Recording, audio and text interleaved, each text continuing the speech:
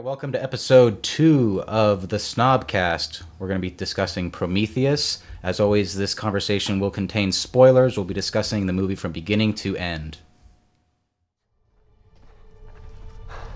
Look, I'm just a geologist. I like rocks. I love rocks. Now, it's clear you two don't give a shit about rocks, but what you do seem to care about is gigantic dead bodies. And I don't really have anything to contribute in the gigantic dead body arena! I'm gonna go back to the ship, if you don't mind.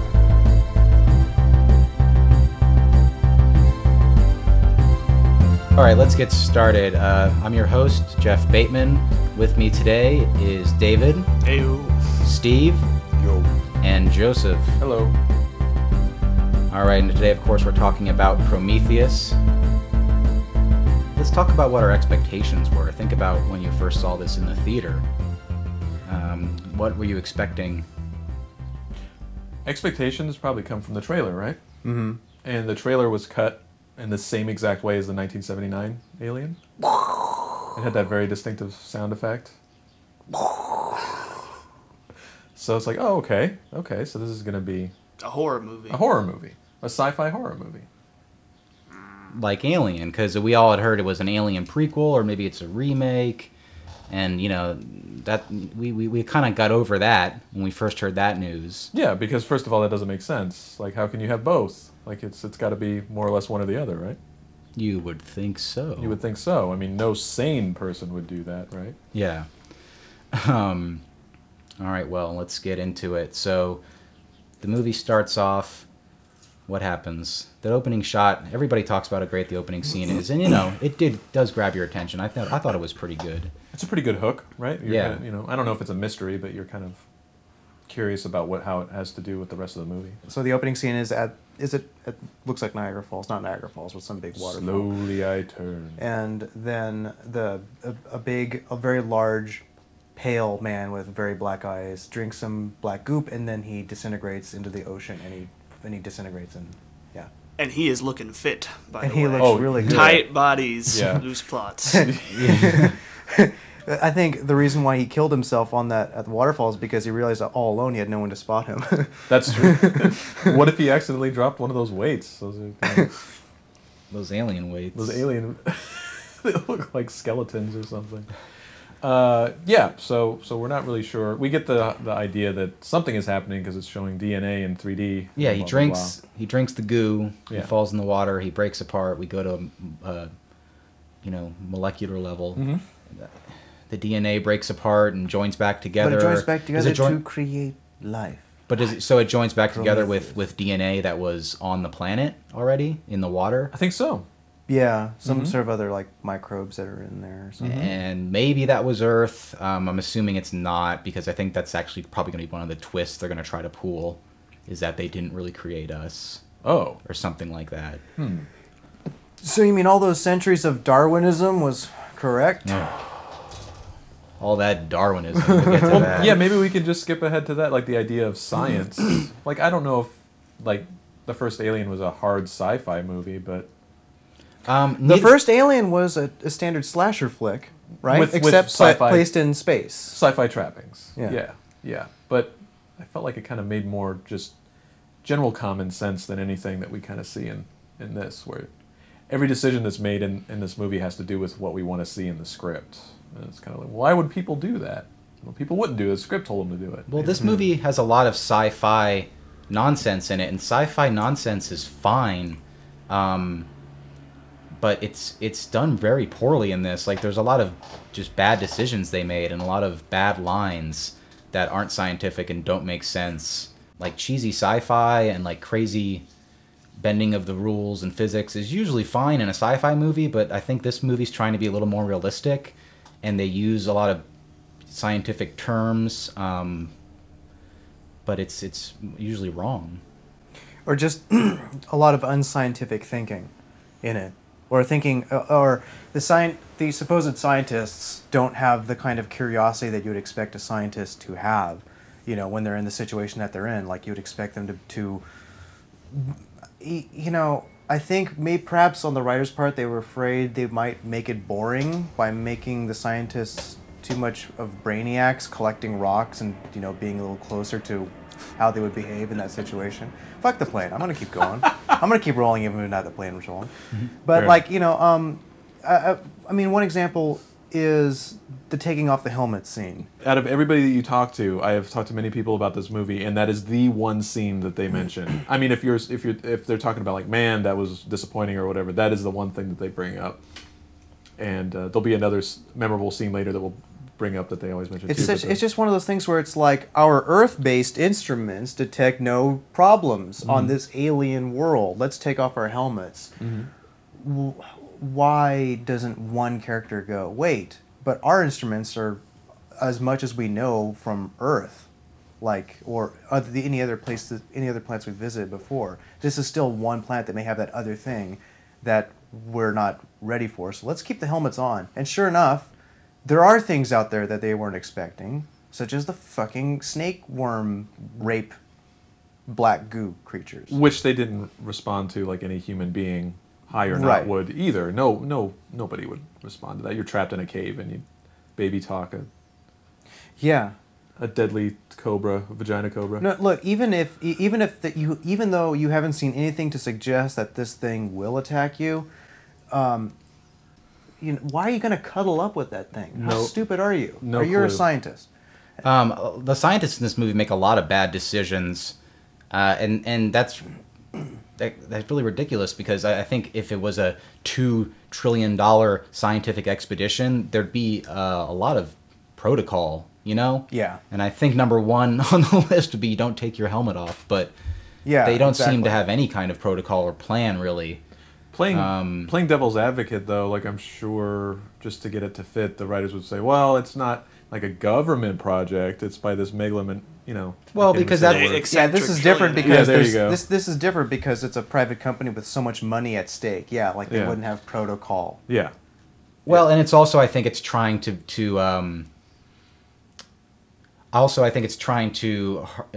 remind us of Alien and the way those characters were supposed to be like truckers in space, just everyday people in space, and that's Yeah, but they- it was all right that they made poor decisions here and there because they were just truckers in space, whereas these are supposed to be scientists. but they're the same characters. Yeah. Exactly. Yeah, and it should have been played a different way. Once you kind of realize that, there needs to be kind of like an adjustment made where it's like, oh, okay, maybe these people think differently than truckers in space.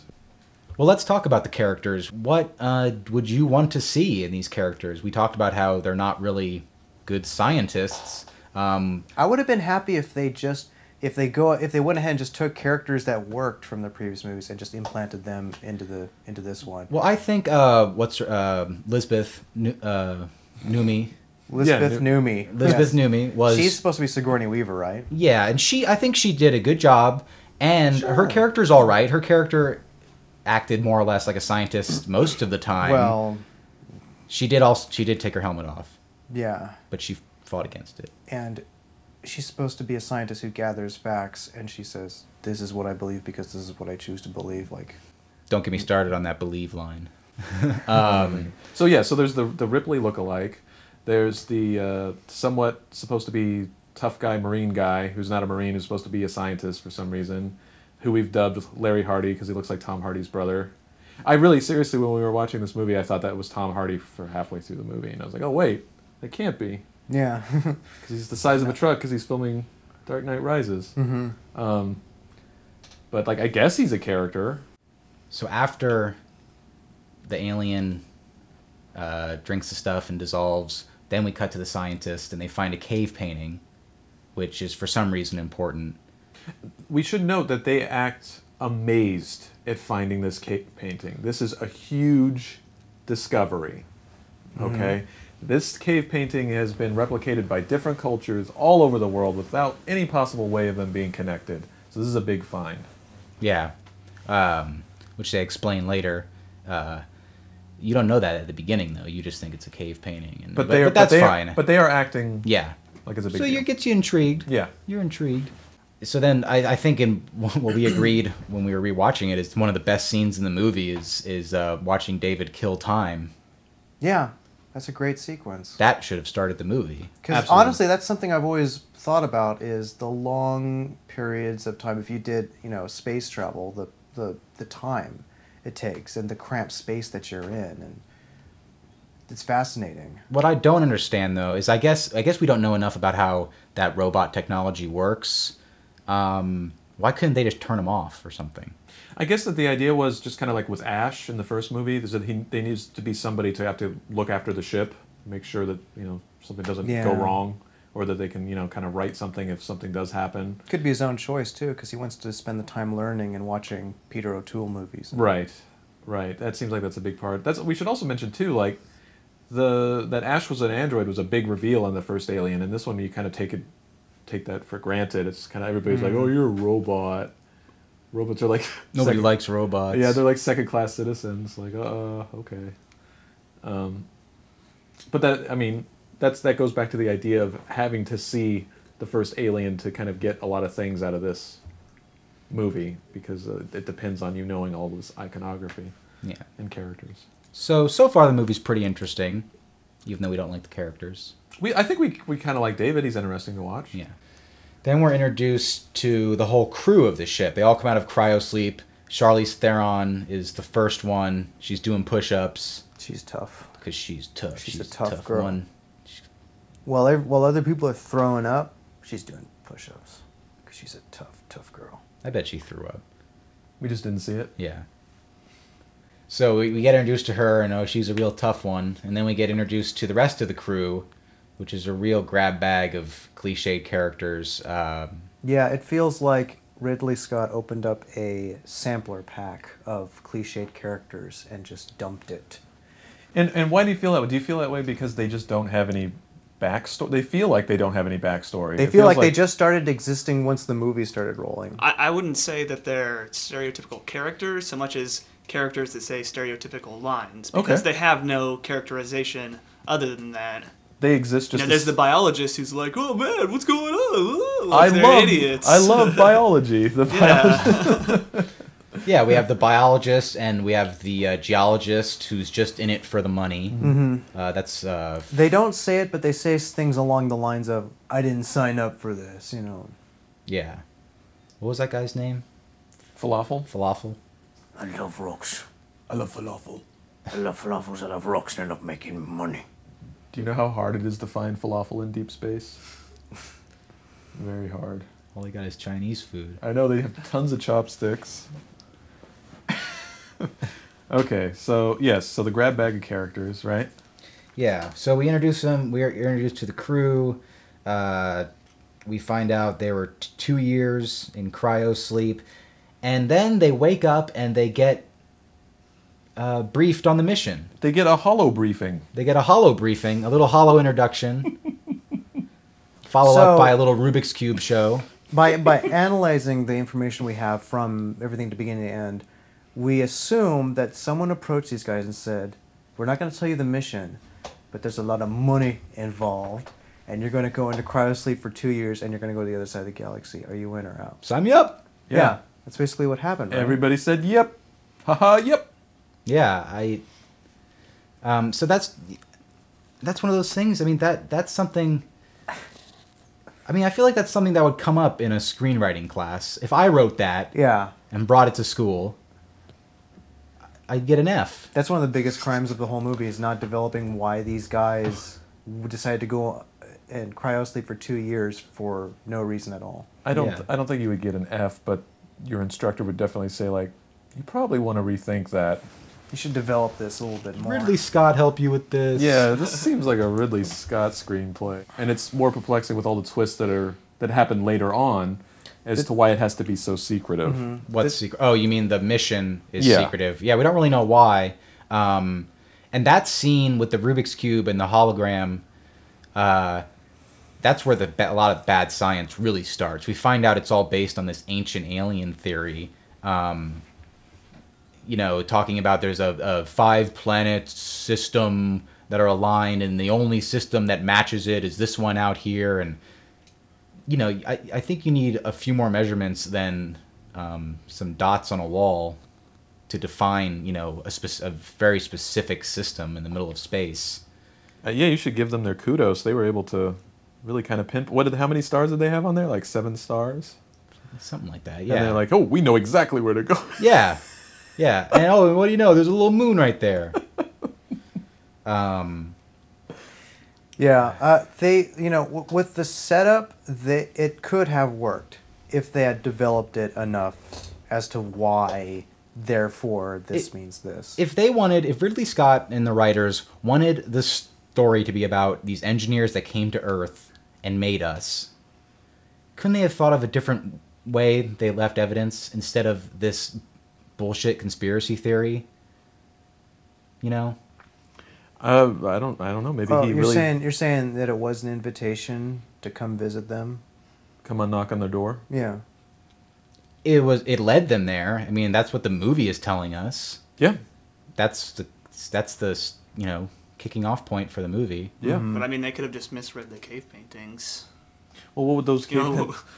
Stay those away. fucking guys. Stay away from here.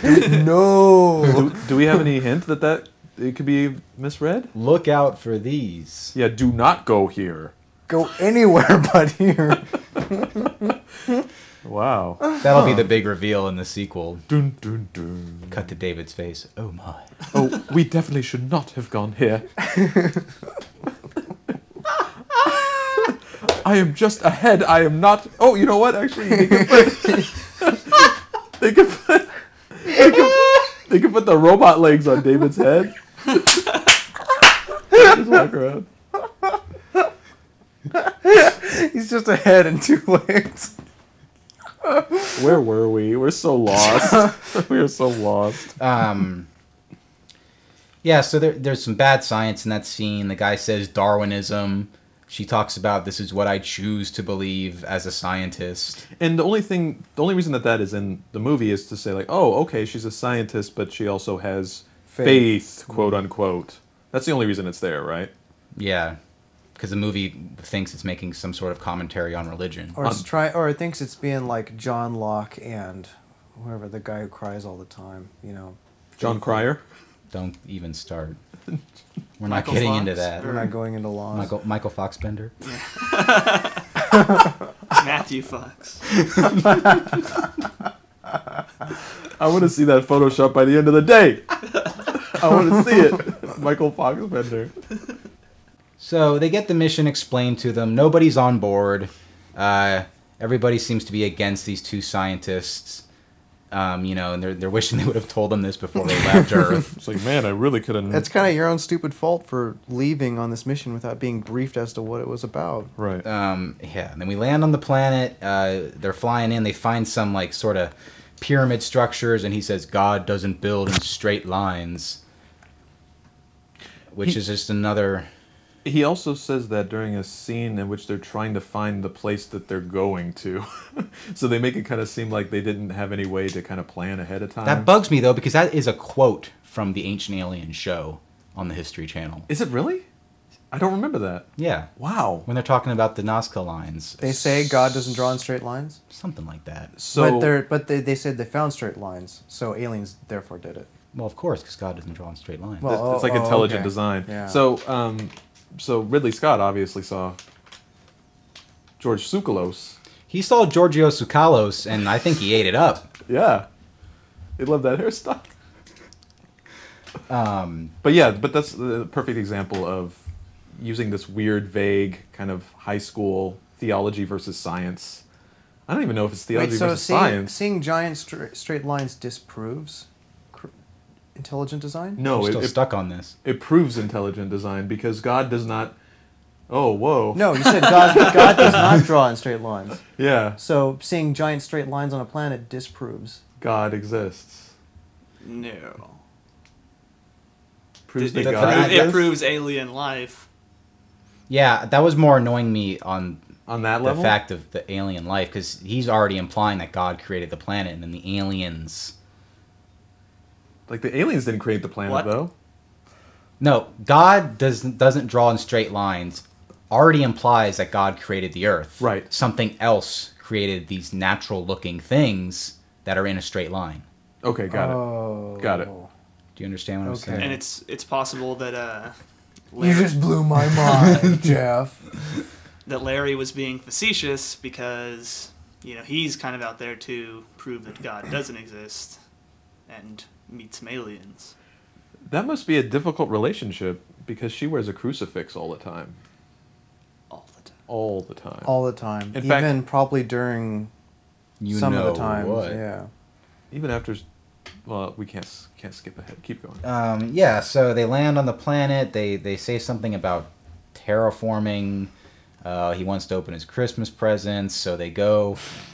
That is a lie. It's Christmas. That is a lie. But it is Christmas. He was being pretty witty. He was. What is the movie saying with the fact that they landed on Christmas Day? Or is it just another one of those things, again, that the movie's just sort of throwing out there to make it feel as though it's about something more than it actually is? I think it's incidental. I think actually the only reason it would be there is to give you some sort of connection to the time of year that it's supposed to be. You don't think they're trying to make some sort of Birth of the Savior sort of thing? I don't think so. But I don't think they mind you asking this question. Yeah, exactly. Yeah, exactly. Because once you see through that, the movie's pretty shitty. Yeah. I don't know. I kind of see it more in the way of something that's kind of manipulative in terms of just trying to make a horror movie, where it's, whenever there's specific holidays in horror movies, that's supposed to play to that certain memory that you have of that holiday or whatever. I think Christmas is a pretty obvious one for that. But this wasn't really set during Christmas. There wasn't anything else Christmassy besides the little Christmas tree and the one line. That he has to open his presents. So they put that in there. It wasn't this yeah. movie's going to be set during Christmas. Mm-hmm. They're like, we're just going to put in this little part about Christmas. And hey, why can't it be Christmas? But what savior would have been birthed? That is the question. I mean, were they going there looking for a savior, and then they found out that they had vagina snake? Waylon was looking for eternal life. But yeah, they land on the planet, and then they go inside what they call a pyramid. It doesn't really look like a pyramid. No, it's not shaped like a pyramid. It has a giant skull on top of it. Yeah, there's a skull on the outside. It kind of Nobody seems to care. Kind of looks like a Devo hat. Yeah. Less like a pyramid, more like a Devo hat. Yeah. They find some goo, Mm-hmm. and then a hologram shows up with some elephant man running around. Elephant spaceman. Yeah. See, do you see how hard this is to describe what happens in this movie? Yeah, this is difficult. This is so tough. This is really. Yeah, going through this movie step by step is really ridiculous. And I don't think I don't think a step-by-step analysis of the stupidity is going to work. Yeah. I don't think you can do it. We It keep can't wanting- be done. We keep wanting to talk about other things. To jump ahead. Yeah. So maybe there would be certain themes or certain devices that would be helpful to talk about? I think we got to criticize this movie more, just sort of broad and sort of in broad things about. But do we want to count Prometheus in the Alien anthology? Does it? That's a Or good question. is it so different that it doesn't even fit at all in any of them? Well, I have decided to ignore it when it comes to the Alien anthology because I really love those movies, and I love the mythology, and I think this screws that all up for me. I don't like that we're getting more or less an origin story for the alien. So I'm just pretending it didn't happen. It's getting Well, each Alien movie does have its own characteristic too, like the Mission Impossible movies. So, they kind of are, and then they kind of aren't in each other's same universe to begin with. If Prometheus is in the Alien anthology, it is the worst of all of them, and we're talking 3, and we're talking Resurrection, worse than those ones. Wow. Honestly. That's a bold statement, my friend. No, come on. I give 3 a real break. I kind of. No, I do. I do too. I don't hate 3 as much as a lot of other people hate 3. I like the different angle Fincher was taking with it, and especially we're following Cameron's aliens here. And Resurrection has got some fun parts in it. Resurrection is the Star Trek Voyager of the Alien movies, and it's the more goofy, lighthearted, fun. Who's the big ugly guy? Ron Perlman. Ron Yeah, it's Ron Perlman. Perlman. Ron Perlman's fun. I would say at this point it's getting pretty easy to ignore bad prequels or bad sequels, because Know It or Not, one of those Alien versus Predator movies, kind of added on the alien mythology, because you see what Wayland looks like, and it looked like Bishop. What's his name? Lance Henriksen. So I find that pretty easy to ignore. I don't think that has anything to do with anything. So, and after prequelitis, it's pretty easy to ignore all this stuff and try to put it out of your mind. Yeah. I think it's so obvious that it's trying to be its own movie too, in a weird way. That was the thing that really. Well, I heard Scott wanted to make it both a movie that could be self-contained and a movie that leads to a sequel at the same time. And that's pretty much saying like you want to build a car and a submarine. Yeah. I mean, that's very tough to do. And why would you do that? Well, it can be done, but it's going to look pretty stupid. It's going to look pretty, and stuff about it's not going to make sense. There's just going to be some. That's a very good metaphor. There's some There'll general. be some bad science. There's bad science There's involved. going to be some bad science involved. It's like it's going to be rough. It's going to be rough. Well, let's kind of get into the meat of the movie. The movie takes a while to get going, like Alien. It was something that occurred to us that, in talking about whether it was supposed to be a prequel, a reboot, or what was the third one? Its own individual movie. Mm-hmm. Where along those lines those decisions were made, because we were talking about like in the first 45 minutes, it feels like an Alien reboot, where it's like an Alien reimagining. And then after that, that's where it totally kind of goes off the cliff. Yeah, once they bring that head back and it explodes. That feels like Alien. It kind of feels like Alien, but I feel like that's where the movie starts to kind of go in its own crazy direction. Completely. Do you think that this was a movie that was supposed to be originally just like an Alien reboot, and then Scott turned on the History Channel, and then went, "Oh, I got an idea." And then that's the impression that I get, because you have a feeling somewhere along the line, somewhere in shooting, it doesn't, because they didn't have time to think of it in terms of script, because you would be like, "Oh, whoa, we need to fix this before we actually make this movie." It's like, "Oh, I just heard this thing, mate, about ancient aliens, where aliens came to Earth, and they made us, mate." And it's like, well, that's great. That's great, Ridley, but we're making a prequel to Alien? Yeah. You know, that thing you did when you were much younger? And there's nothing in all 4 Alien movies that calls for an Ancient Aliens addition to it. I'm glad you mentioned that, because I remember a long time ago when they rehashed the Alien Anthology box set, there was some interviews on there with the producers. They had the same producers. David Giler was on there, and he was saying like, "Oh, the only place to go next is to go to LV-426 and explain where the alien comes from. That's what everybody wants to see." It's like, nobody wants to see that, you madman. Yeah. Like, that's the worst thing that you could do. It's like now everyone wants to see Yoda fight with a lightsaber. But I thought the point of the alien in the movie Alien was that it was alien. That it was mysterious. It also was based on something that you will never be able to find on Earth. That it was so weird looking and it was so different. It had a mouth and a mouth. That they were making a true alien movie that wasn't like Greys, which are humanoid. I mean, it was a little humanoid, but it was so contorted with the H.R. Geiger twist on it that it was totally a truly alien creature. You never got a very good look at it, and that's one of the things that kind of made it intimidating. And yeah, it's nothing that you could have a context for. Yeah. And Prometheus doesn't really even have a monster. I mean, that's also where it goes away from Alien, is that there is no kind of bad guy, or there is a bad guy, but there's no monster in this movie.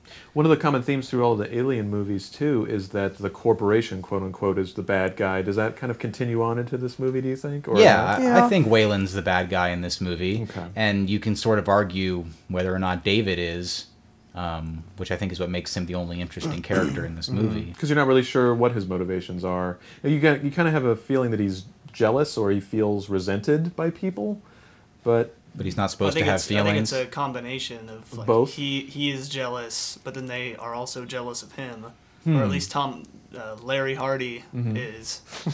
Why would Larry Hardy be jealous of Because David was able to absorb so much information and so many facts, and have an easy time of it. And that's where they have their first little altercation. That's where true. David's like, "That's why it's called a thesis." Yeah, that's true.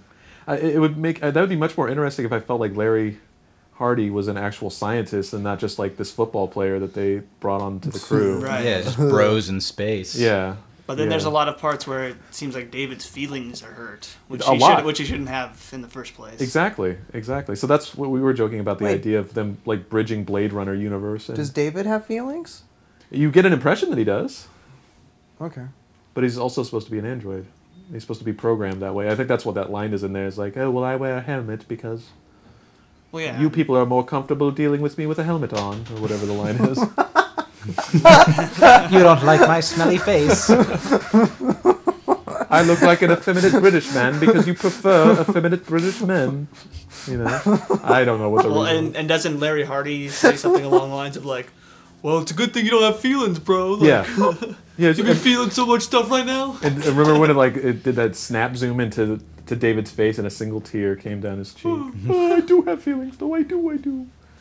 Well, when David finds that ancient alien engineer in that pod, he puts his ear to it, and he smiles. You see him put a smile. It's like rockabye engineer. Baby bye, Yeah. Betty bye. But getting to where this movie really goes crazy is when the head explodes, and it's not too long after that we get that scene with those mutant worms. So first of all, why were there even any kind of worm in this cave ship thing? It does end up being just a ship. Yeah. And what happened?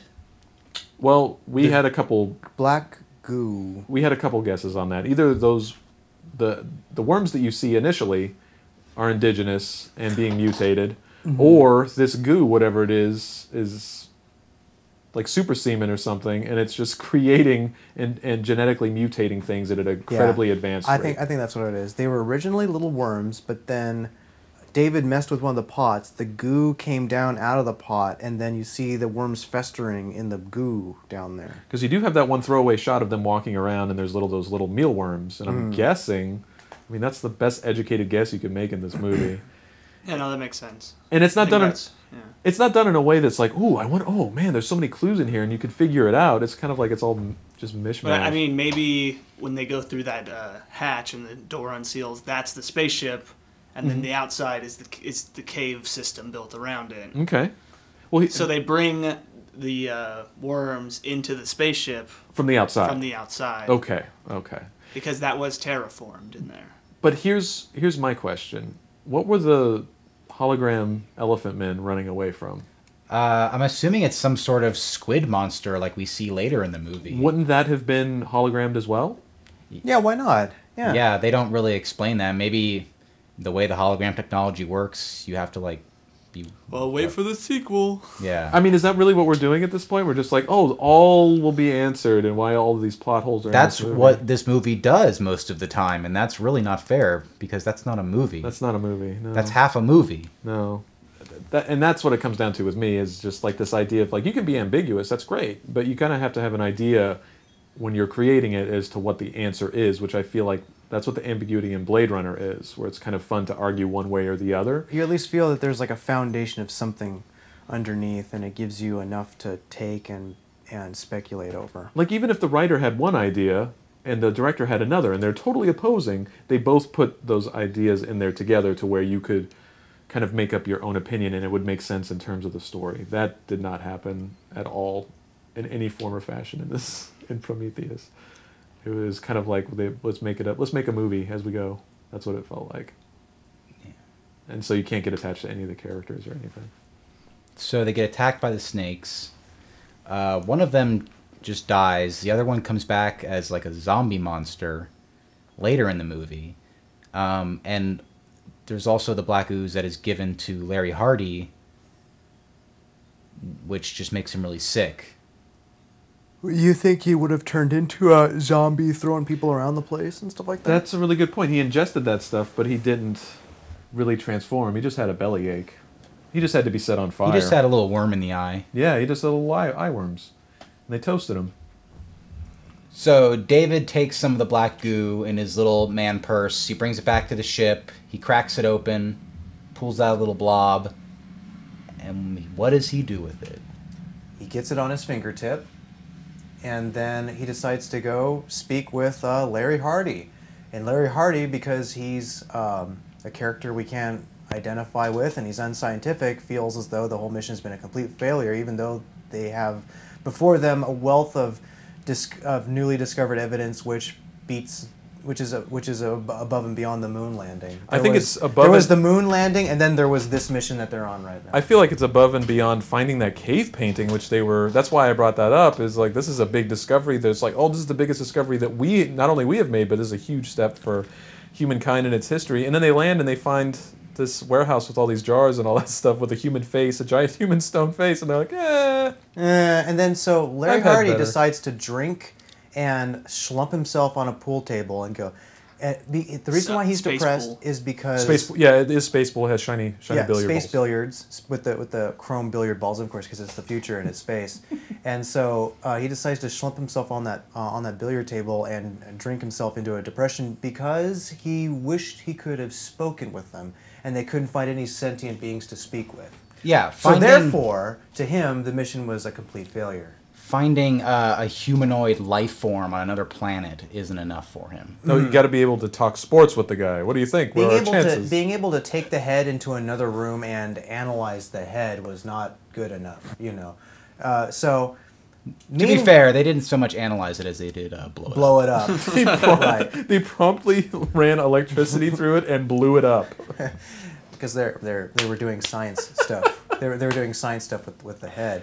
And so while this pathetic sorry excuse for both a scientist and as a human being is slumping himself drinking on this table, in comes a robot, an android, David, with a little bit of that black goop on his finger, and he dips his finger into this cup of, what was it, scotch or Champagne. Space scotch. space champagne or something? Was it champagne? It was space champagne.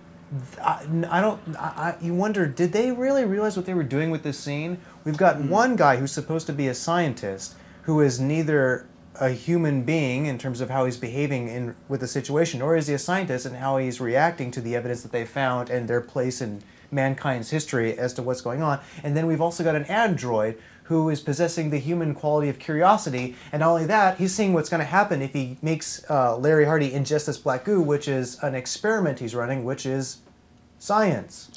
So we've got a human being which is not a scientist, and we've got an android which is a scientist and behaving more human. Yes. Chronologically, though, doesn't that happen right after David has his little rendezvous with Wayland? That's right. In the dream pod? Yeah. So isn't it possible that he is following orders? Perhaps. Because I wish we could have known the extent of that conversation. Maybe if he heard him say, yes, I'll run the experiment or something like that. Right. Make it sound like that's really more of him following orders than him doing something which is of his own curiosity. Well, But what he said was, try harder. Try harder. So Okay. so you know Okay. what he does is he goes and gets the alien goop and he goops Larry Yeah. Hardy. Goops him up. And Larry Hardy goes this like bipolar switch from, oh, we're such a failure, we didn't get to talk to the aliens, to, I think I want to get laid, let me go tell my girlfriend how amazing we are. Yeah, that makes no sense So we can whatsoever. have another like semi-philosophical conversation about religion. What exactly was talked about in that? I don't even remember. I remember... Was that you don't need the cross That's anymore? the scene where he says you don't need this anymore, and then she says, "Well, who created the aliens?" Yeah. Well, and then, you got a point. But he says something which allows her to say, but I can't create life, which is I'm barren or something like that, right? Right. Which is also, it plays into later events. What is the why does it Again, matter that there's she can't have there's children? That's a virgin birth thing, isn't it? Yeah. Yeah. On Yeah. Christmas. Well, no, Yeah. it's not virgin birth, but she's supposed to be barren, and then okay, this is an immaculate conception. It's I a guess. Festivus miracle, is what it is. So she's supposed to be barren.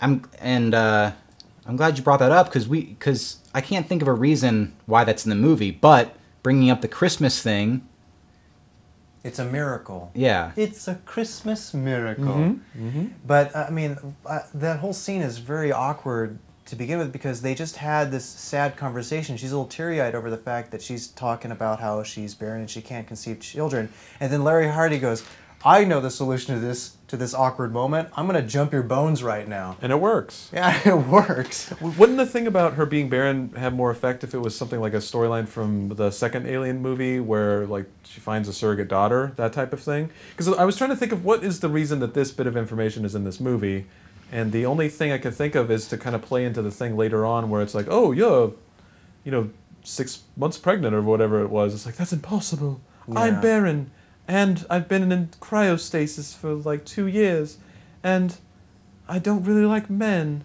and I'm quite lonely. Like, it's just like all of these reasons why it couldn't happen.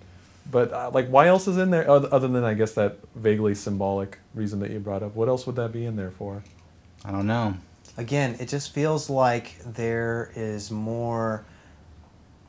There's more material than substance, for lack of a better way of explaining. There's There's a lot more of content. There's a lot of content, but not a lot of substance, or Yeah. not a lot of. There's not really a foundation of meaning and reason and thought and logic behind it. Yeah. Well, could that be all the sort of Lost style add-ons for try and create substance? Yeah, that's kind of lost-ish. I think so.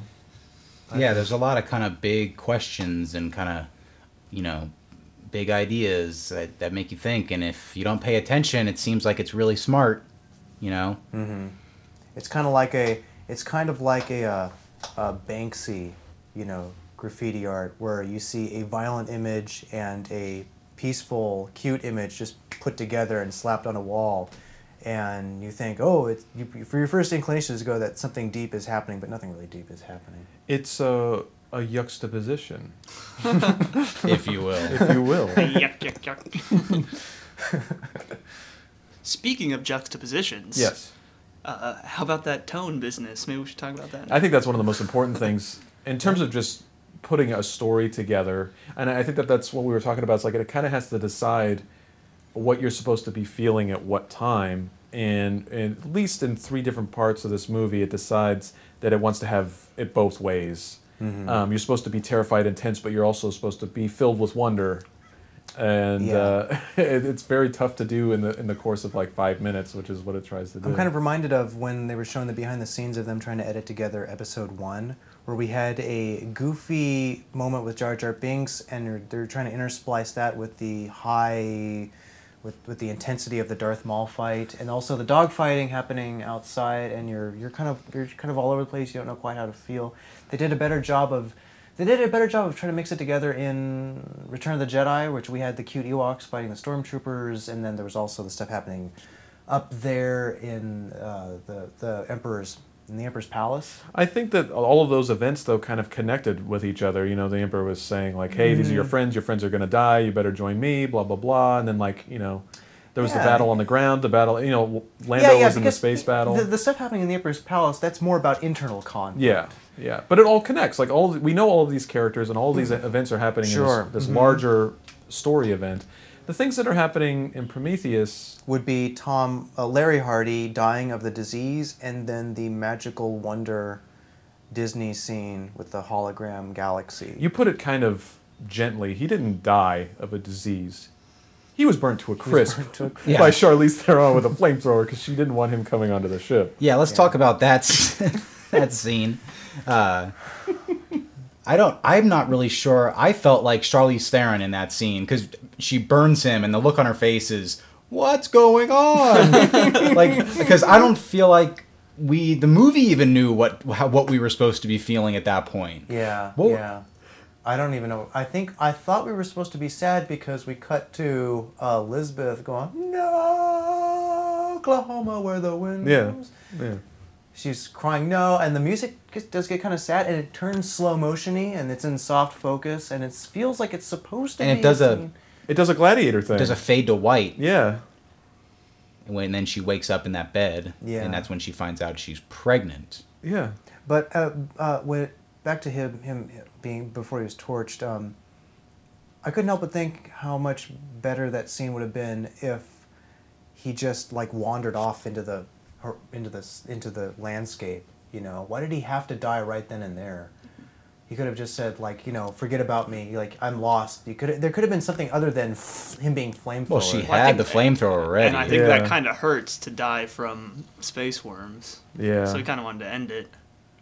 Yeah, I don't know. I just think that there could have been a better way to end that.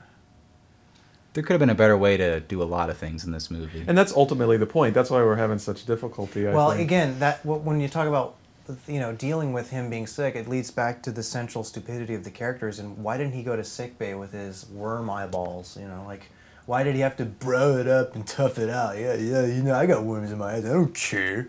I'm gonna go on this scientific expedition anyway because I'm a fucking scientist, dude. I All would right, babe, let's go do some science stuff together. I'll be around tough. I'll walk it off. just looking at a bell curve, to use a science term, I think it's safe to say 8 out of 10 people would go immediately to a doctor if they saw worms coming out of their eyes.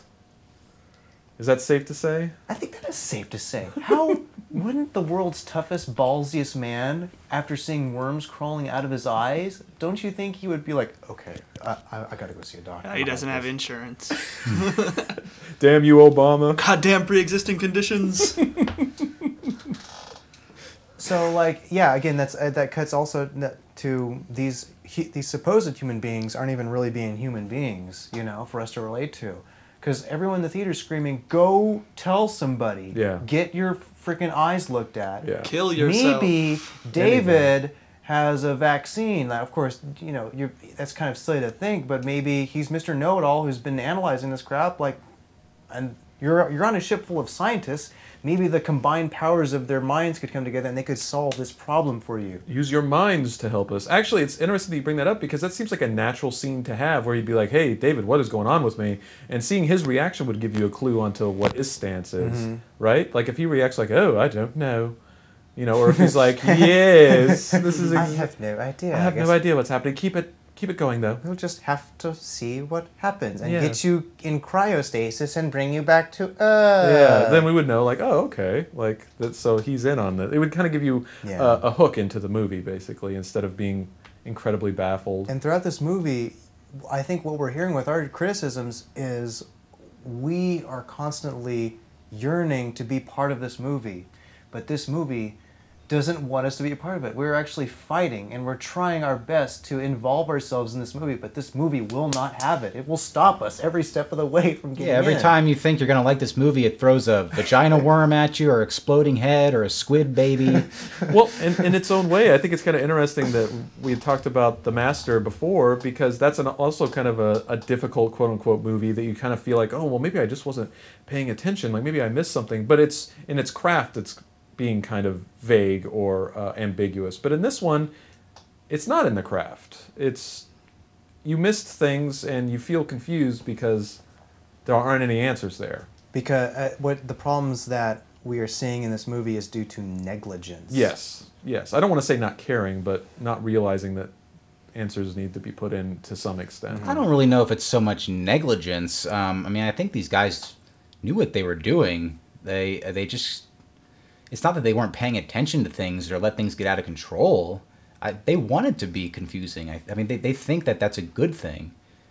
Maybe they kept going with it. Like they added a little bit and a little bit and a little bit, and then at the end you see it and you're like, we put too many confusing things in here. It's like, well, we got to release this movie though. Maybe it's in terms of the quantity of confusing things. Yeah. Well, let's go back to the first Alien. We were introduced to a very weird shaped spaceship, and there was that space jockey there, and then there was that kind of laser. What was that containment thing that was going on above the eggs? It was kept in some sort of thing that was like a... It's like a force field. Yeah, but they could still walk in it. By the way, that's a pretty big thing to skim over too, because they find the space jockey, and based on how our characters react is how we understand what is going on in the movie. They don't act like, wow, this crazy elephant skeleton man. We've never seen one of these before. They say like, yeah, well, this is weird, but like, hey, what's this room full of eggs? Like, we haven't seen those before. They don't act surprised by everything that they see. They just don't know how to react to this like biological thing. They haven't seen that before. Right, okay. Well, I think each character takes a different perspective when they enter the chamber. Uh-huh. Because you've got Numi, who she goes for the corpse. Mm-hmm. David goes for the bottles, and then Larry Hardy looks around and says, "This is another fucking tomb." Right. He's very disappointed. Yeah. But in terms of like the original Alien, the 1979 Alien, like they intentionally put that in there where, you know, the space jockey was in there, but it's kind of glossed over. But we're not confused. We're not like, hey, wait, what, you know, what about this space jockey? What does that have to do with the plot? It's just kind of like, it's a gateway into the rest of the story. And I think it's one of the most interesting aspects of the first Alien movie, that it isn't even addressed, actually. I think it's pretty interesting. It's just kind of taken for granted. But we don't feel like we're shortchanged, like, hey, the rest of that Alien movie didn't make any sense. Where'd that spaceship come from? You know, it was just part of one of the mysteries of the movie. Just kind of like where the alien came from. We weren't quite sure. We pretty much are set by the time John Hurt gets the thing on his face, because everything leads to another thing. Because once the thing gets on his face, everything that happened before, we're kind of okay with moving on from at that point, because John Hurt just got an oral rape creature on his face. A genuine rape creature. And creatures are bursting out of his stomach, and it's getting big, and it eats, who's that guy who's after the kitty crap? Who's that guy? Who's that actor? What's his name? He's got a funny face. He's got a screwed up face. He's in a Repo. Repo Man. What is his name? Jack. Sparrow. You know who that? Yeah, I know what you're talking about. I just don't know his name. Larry Hagman? That's it. Thank you. Larry Hagman. So Larry Hardy gets all burned up. Right. And then we get to the scene that everybody but me thinks is a good scene. Oh, I can't wait. What is it? The famous space abortion scene. Yeah, the only problem I really had with the space abortion scene was the fact that they tried to amp up the suspense by saying that this machine was for men only, which is stupid on so many I don't levels. think that's the only reason they did that. I think that's supposed to be some sort of other little clue to the fact that Wayland's alive. But you find out that he's alive 30 Anyway, seconds later. Yeah. So it's pointless to plant that seed of suspicion anyway. Yeah. Because the two events are so close. And on top of that, too, you're not even thinking about that. You're like, oh, man, we got to get this alien out of my body. Yeah. You're not thinking, like, I wonder if that old man's alive. I bet he's lying. Why would you be thinking that? It's Why I not? don't know. This machine is only for old men anyway. It shows like a little outline of Wayland. If we're gonna go say that this because of Wayland, then why does it say please input your passcode, which only Wayland would know? Or maybe it scans you, and if it detects no Retinal old man, scan. You are not Wayland. Yeah. If it Because doesn't, then the movie will be over. if it doesn't detect old man makeup, it rejects you. It just spits you out the other side. Yeah, why in the world does Guy Pearce have to play the oldest man in the world? This is the thing that we were talking. I have no clue. Why? I mean, there are elderly actors in the world that surely could say those lines with dignity. I dare say even Ian McKellen would have been a better choice. As distracting as Why that would not? have been. I mean, my choice was Peter O'Toole because I thought that would have been nice because of the Lawrence of Arabia.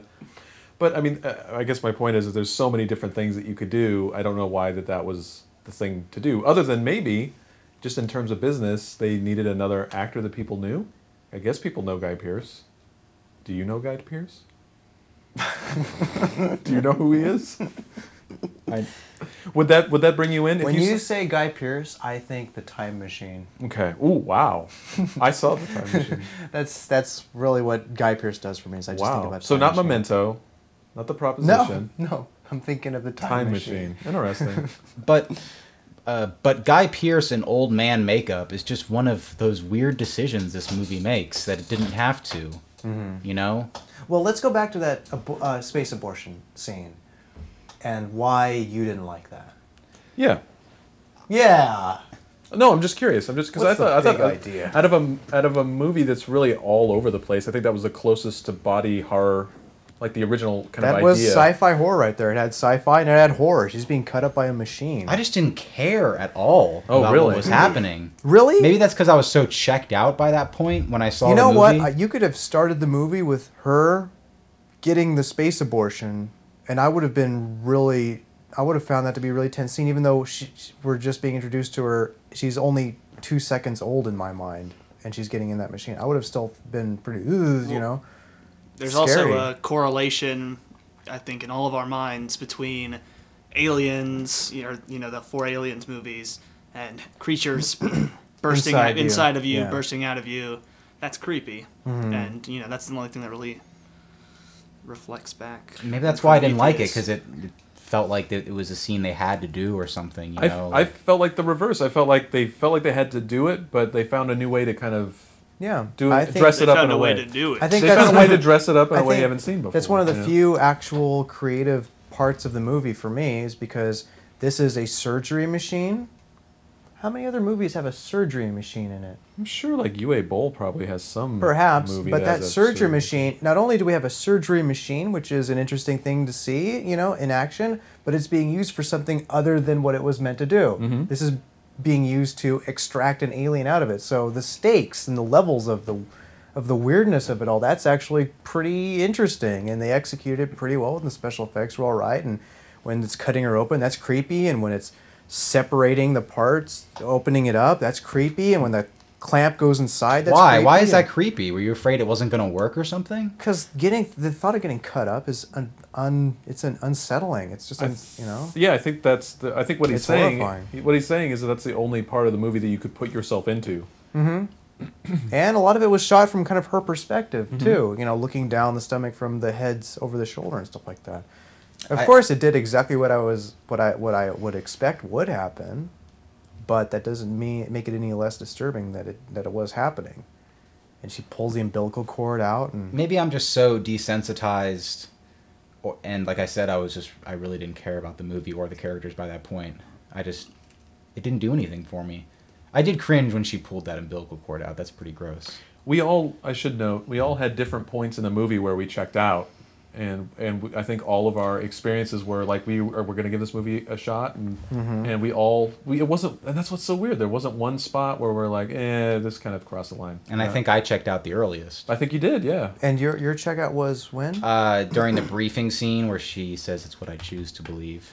That was so early. That was like Man. 15 minutes into the movie, maybe. That maybe even earlier. Wow. And who checked out the latest? Was it me? you? You Yeah. hung in there for a long time. Wait, when did you check out? My final checkout. My final checkout was at the flamethrower scene on the. And that's before the flute? I think that is before the flute. I could be wrong. It's around the same time though, because Yeah, I remember yeah, we were it's talking that's about. when, that's when I... No, that's during No, the flute, because that's that's the scene that we were complaining Yeah. about earlier, where it's cutting back and forth. The tone shifts around too much. So it's the same. So I we did the think same. it ends though on the the flamethrower scene. Yeah. That the flamethrower scene is the last part of that weird sequence of tone shifting. But there was just something about it that was. I was thinking about that. It was so manipulative. Like I'm supposed to care about this Larry Hardy guy. Don't just torch me, babe. Who's an idiot and an asshole, and he's like- not even a scientist. I don't like it. And then it didn't make. I guess in a way it made sense that Charlize Theron's character would be like, don't bring this infected guy on there. But at the same time, kind of like what you were talking about with the surgery machine, it's like I felt like that scene had to be in the movie just because there was a scene in Alien in which they didn't want to bring John Hurt onto the ship. And then they did, and then it caused a ruckus. Everything was... Yeah. Because they broke that protocol Yeah, of bringing yeah. somebody infected and that it let the alien on board, basically. That's why I felt like this. So when I saw that and then Well, how they treated that. The next time they open a hatch for someone, to be fair, he does go on a little kill spree. He does go on a kill spree. And how do we know that Tom Hardy wouldn't have turned into one of those zombie mutant things? That's why I'm waiting for Prometheus 2. Promethei. The return of Tom Hardy. Prometheus. Rise of the Prometheus. There's a lot of rising going on. Prometheus rises. So after Elizabeth has her space abortion, she finds old man Waylon, and they go back to talk to the alien. This time she leaves her helmet on. She's the only one. One of the rare instances of intelligence in the movie. Yeah. I want to bring up Waylon's little robot legs that are constantly in the background. And he's creeping as though he's about to engage in a tickle fight. Yeah, he's looking. I'm gonna get you. Yeah, he's looking for that tickle victim. Wait, did we mention that David found the alien in the pod? No, we didn't talk about that we scene didn't. yet. See, yeah, this. David found the alien in the pod. Yeah. At the After the I can show you the world space holograph. Oh, he played the. And then David's all, sketch is going on so long.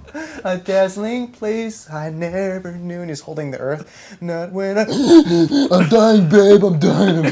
But when I'm way out here, it's crystal clear. Let me share. And then he finds one of the engineers still alive in the pod, and he puts his ear, and he's like, rockabye, baby. Baby, Betty Bye. So he found a live one Yeah, so, to bring Wayland to. So before Larry Hardy gets burned, David finds the map room or something. He finds some kind of room with a chair and a flute, and he plays What's the bridge? It could be the bridge. It's like I don't know if it's meant to mirror how I don't know if it's meant to mirror how the travelers were in the first Alien movie, where they had all of those pods in a circle like that. I don't know if you remember the intro to the first Alien movie, but all of those, it's kind of an extended sequence where all those pods open up, everybody's waking up. But yeah, that room in the ship is very odd, because not only that, but it has that weird, it has the space jockey, it has like this weird thing that hasn't really been explained. I still don't know if it's really been explained. Is it like a navigational device? Is it like the actual cockpit? Like when that thing shows up, I think that's a safe assumption. like the gun, the thing that looks like a gun is like a pilot's chair in this crazy horseshoe plane. Yes. Okay. Yikes. Yeah. And I think we're kind of glossing over one of the weirdest parts where he plays the little flute and squishes the egg buttons and that whole contraption. What is that scene in there? Why is it in there? Why is that scene in there? Where he plays the flute and discovers the map. Yeah, why is that in there? Because it's to tell us that the aliens are headed to Earth. They were going to be headed to Earth until things went bad. I don't know how you got that information. Just because they show the Earth? I think Idris Elba lays it out. Oh, no, I'm assuming that we haven't heard that yet, though. No, he definitely does lay that out. He definitely does. Yeah, that's right. Yeah. Well, and Lisbeth says it too. She says, "Why do you want to kill us? And why do you want to destroy us after you created us?" And they're like, Yeah,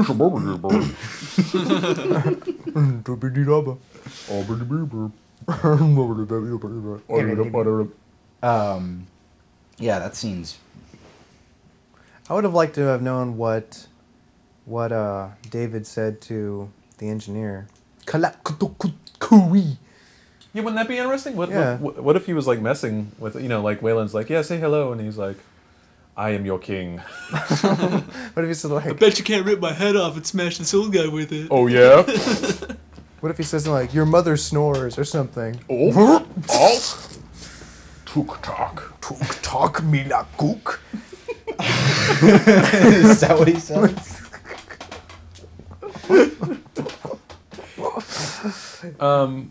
But that's another really kind of puzzling scene. There's just so many things that are so puzzling. Yeah, this this movie is really kind of hard to tackle. Why don't we pick up our notes and just go over a few things? Well, I had one thing that I wanted to mention, which was a part that I liked. A part that I thought, where they, where I want to give the Attention, Steve. a part I want to give the movie some credit for.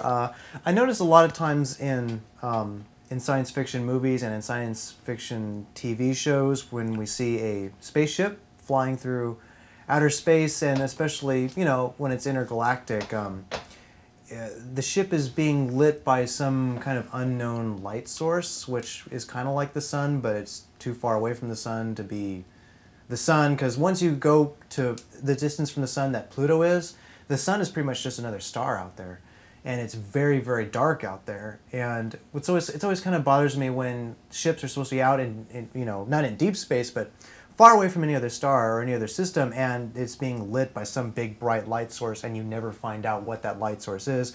In this one, even though it was still lit up from the glowing green clouds of space, it was still dark. and we still saw a dark ship moving through space, and that took some thought behind it. Because normally what they would do is they would have that ship be lit by some unknown light source and have it fly by, but this time they actually let the ship be dark, but lit by, I guess, sort of the soft lighting of the bright stars around, but it was still, something they got right. So, one thing in Prometheus I want to give the movie some credit for. David. That's it. David, Jeff.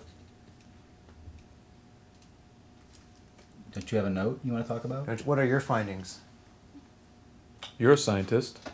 Why are all of the characters such self-righteous, pompous assholes? Well, that's more of a question. Question. Yeah. Question. That's more of a question. Why? Maybe because the movie was written by a self-righteous, pompous asshole. And one of the things I think about is the awkward sex scene with Larry Hardy and I'll call her Elizabeth. After they talk about the fact that she's barren, he goes like, "Oh, you know what? I got something that'll cure your ills. My flesh arrow, Flesh arrow. Well, that's the tone of it, because he just jumps on her, like, "Hey, you know what? I'm gonna totally do you now." And then all of a sudden, it's really messy, weird, and their kissing is kind of weird too. That happens, and then right afterwards, They kiss like assholes. they kiss like assholes, and so. Later on, it's right after the scene where the captain is playing that accordion, and it's Charlize Theron, and she's like, "I'm gonna be a bitch in this hologram room right now." And he's like, "Hey, if you want to get laid, just say so." And she's like, and then he goes, "You're a robot, right? Oh yeah? To prove to you that I'm not a robot, come into my room, and I'm gonna shake your system or something like that." So I'm gonna give you a solar flare or something. Boot your hard drive. Just as an aside, I don't want to. I'm sorry to interrupt, but just as an aside, I want you to cut that whole rant out and just imagine you hadn't seen Prometheus. Like if you hadn't seen Prometheus, that would be somebody. You're getting ready to see this Ridley Scott alien movie. It's like if you hadn't seen it, you'd be like, "Oh, you're the crazy guy at the bus stop." The captain playing an accordion. Playing an accordion, it's like Steven Stills, man. You take any scene out of this movie. He's like, yeah, he finds this green goop and it like makes all his life, and he's got worms coming out of it. He's got a snake. And you're just like, what? Like that's in the movie? And so what I think about is a thing I notice with a lot of other, especially science fiction movies, where there is a love scene. I think if you've never been intimate with the opposite sex before, don't write characters doing it, since you don't have firsthand experience, with it, because it comes across as awkward and weird, So basically you're saying the writers of this movie, they're virgins. Is that what you're saying? Okay. Yeah.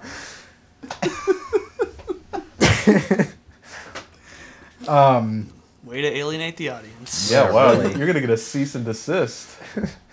One of the notes I had at a little moment, does David call Charlize Theron mom? Or mum. I think it's a mum. And I think that's just a polite English programming, I think. Is it? It's not a reference to Mother, the robot from Alien? It's kind of tough to call. I would say since he's supposed to be English and a servant, it's kind of a polite English thing. Well, I think he's also being sassy. Is he? He's sassing her. He's assassin man? He's an assassin? Yeah. In what way? Because she hates him. And he probably doesn't care much for her, even though he They have follows a sibling rivalry. Mm-hmm. He follows orders in spite of his feelings about her, not because he respects her. So does he want to be the real biological? He wants to be a real boy. Yeah. He wants, well, not only does he want to be a real boy, but he wants to be the actual son of Wayland. Is that what that conflict is? Is that I guess, yeah, because jealousy? Dr. Evil Wayland said he's the closest thing to a son I have, or something like that. Yeah, I suppose. And until you grow a dick, Charlize Theron. You won't be my son. Yeah, exactly. Yeah, how about that part, the father reveal? Which is probably the most pointless. Well, that's tough to say, but I'm gonna make that statement right now. It's the most pointless scene in the movie. You dub that the most pointless thing in the movie. In the movie, in a movie filled with pointless scenes. I Yeah, would say that was kind of like, I had already jumped ship from the movie so long ago. It's like when you've tried to be in a buffet, and the food is so bad, you leave the restaurant. You've been standing outside the restaurant for so long, and the father reveal was someone leaning out the window and go, "Wait, I've got rat on a stick." And it's like, no, I'm done. no, I'm done. Like, Yeah. you can't You can't entice me anymore. There's nothing. All you're doing now is just being tedious and annoying to me. Yeah. It's just. I was so far out. I wasn't even mad at that point. I was just more like, yeah, more Wait, stupid. you know a place to get rat on stick? Not in this neck of the woods.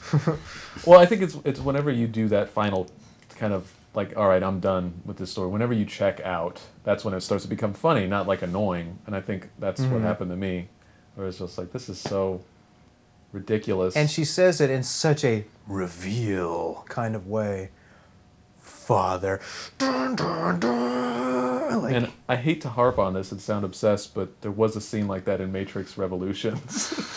I don't know if anybody other than me remembers that, but No, there's a scene with the Oracle and Agent Smith, and it's the same exact thing, and they're both having that fortune cookie talk, and it's supposed to like, oh well, the end is going to be the beginning is the end, and then like Agent Smith says like, well, you would know, Mom.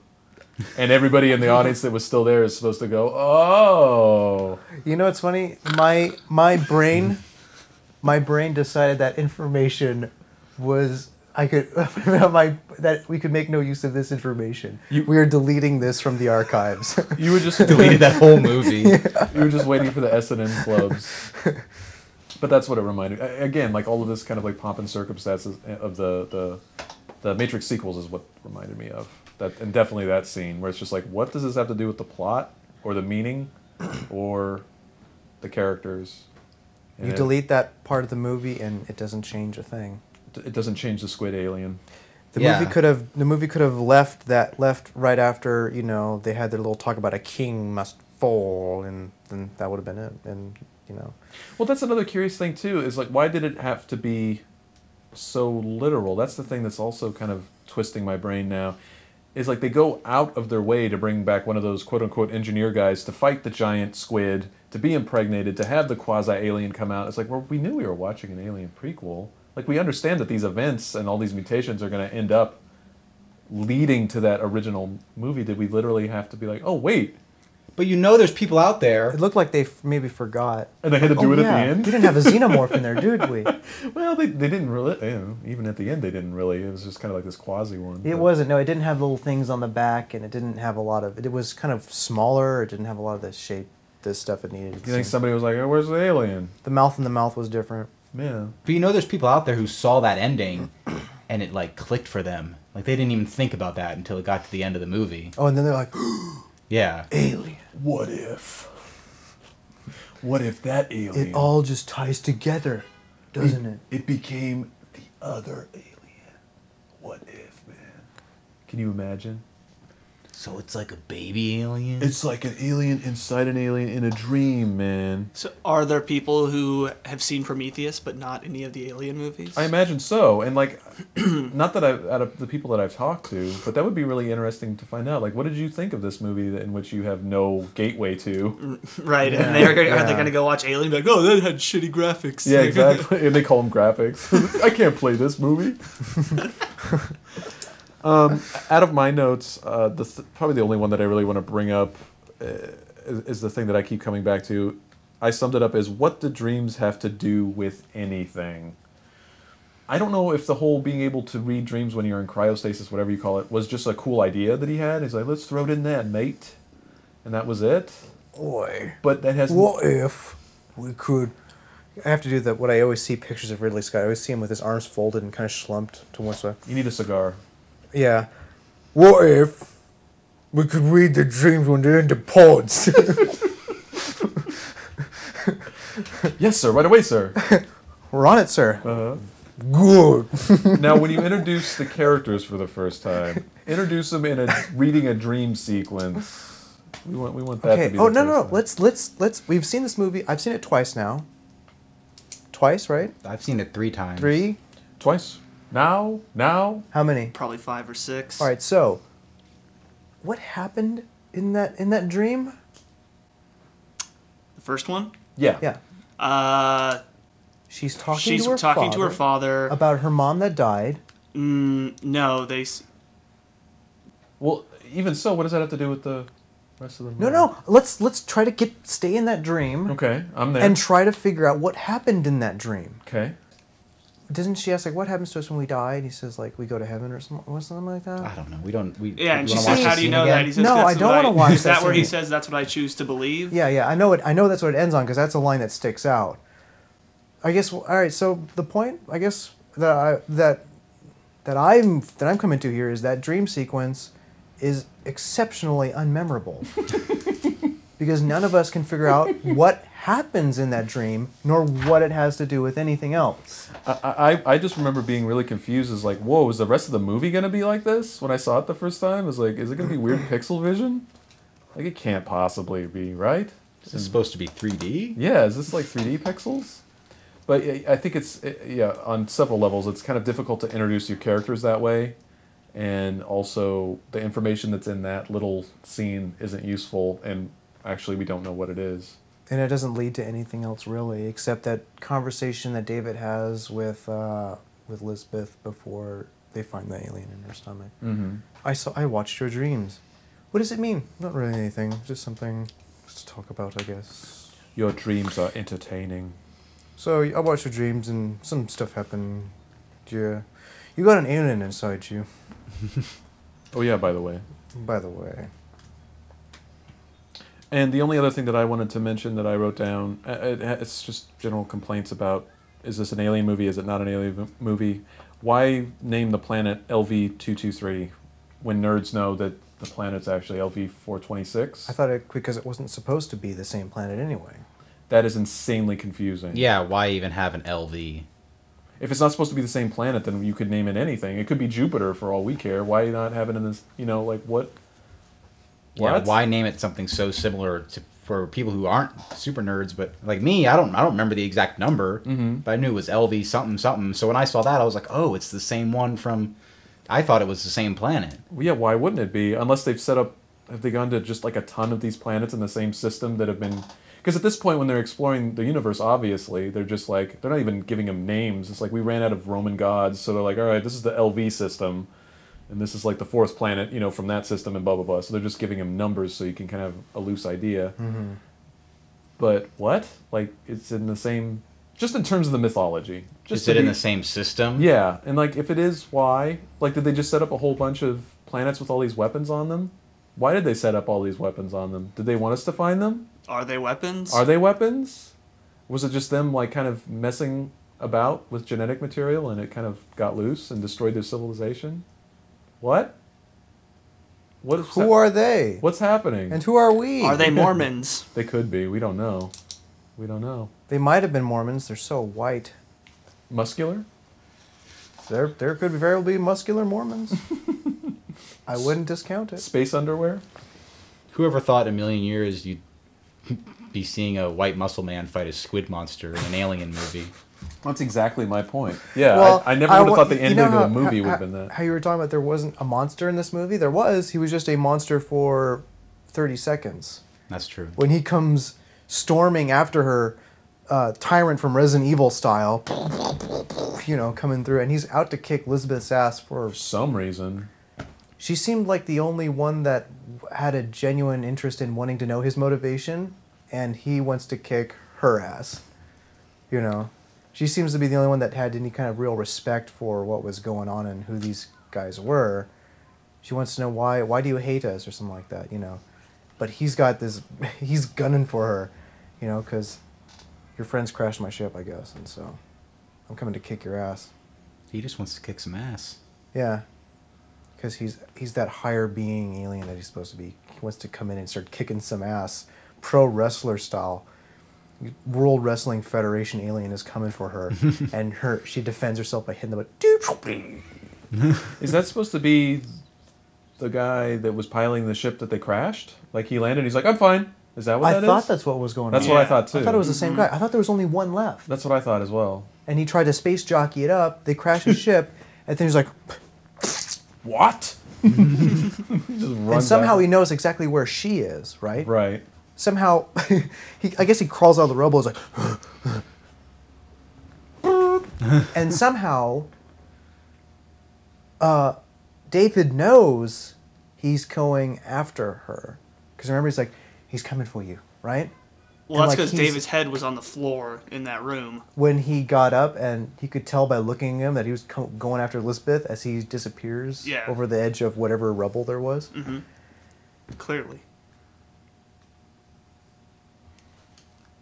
What do you think, Joseph? I am just as confused. I was really surprised at that point in the movie that, like, well, I guess this is happening. Like, I you know. But it seems when he initially goes berserk, what sets him off is when one of those guys hits Numi. Really? Yeah, because, like, she hits him, and then that, like, grabs his attention. He looks at David, grabs his head, and pops it off. Really? Well, what does that have to do with anything? I don't know. And then why would he want to? Why would he want to beat the hell out of her then? Then why would he want to come after her? Exactly. There's only one guy who can kick your ass. Me. That's me. Yeah. He's stuffing his hand between those closing doors. Oh, I'm coming for you. Or was he going after her or going after the squid then? No, he was going after her. He was What? choking her, and then she defends herself by hitting the button, and then the squid legs come out. Maybe that's just how they hug. Do you? I love you. I love you so much. I want you to be my best friend. You know, we didn't really hear him talk. I mean, they could have had Abraham Lincoln voices. I love you so much. We don't really know, but we have managed. Stop this goop. We've managed to find even more nonsense. Like I thought that you know, after seeing it that second time, it's like, oh, we've mined all the nonsense, but no. Watching this movie is just like swimming through a bucket of nonsense. Yeah. Like, A pool of nonsense. you can't swim in a bucket. Nope. Maybe if it was a You really can big swim in a bucket. pool, though. Though, you know what? There's enough nonsense that perhaps you could swim in that bucket of nonsense. You could fill a pool with the nonsense. Maybe? Yeah, I don't. I don't know. I don't know. It just seems like a lot of decisions that were made on the fly after the initial script. Because I don't see how you would make those decisions. Usually scripts are supposed to get better after rewrites. You would think so, but that's why it has the feel of like, we got the first couple drafts out of the way and we're going to change it's like halfway through the production you change things, and then that's when you don't realize, like, oh, when you cut this together it's not going to make any sense. There had to have been a writer who was on the right side, who wanted to really make a good movie, even though he was thrown this alien prequel thing in his lap, and he really wanted to hang in there. And all of a sudden, these other creative control things came in, and when the Ancient Aliens was coming in, you know, I can picture him being just like, okay, Whatever. let it. All right, Yeah, fine. I'll get a check at the end of this, I guess. Yeah. You know. Yeah. I'll get to write 2 and 3. And 4. Prometheus 4. Prometheus. 4. For me. Prometheus 4 Furious.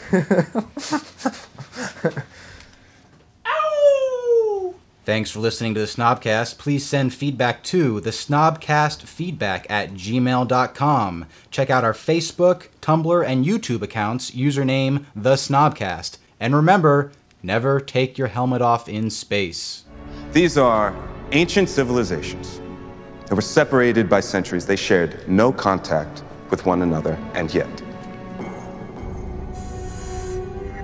the same pictogram showing men worshipping giant beings pointing to the stars was discovered at every last one of them. And the only galactic system that matched was so far from Earth that there's no way that these primitive ancient civilizations could have possibly known about it. Is such a thing even possible? Yes, it is.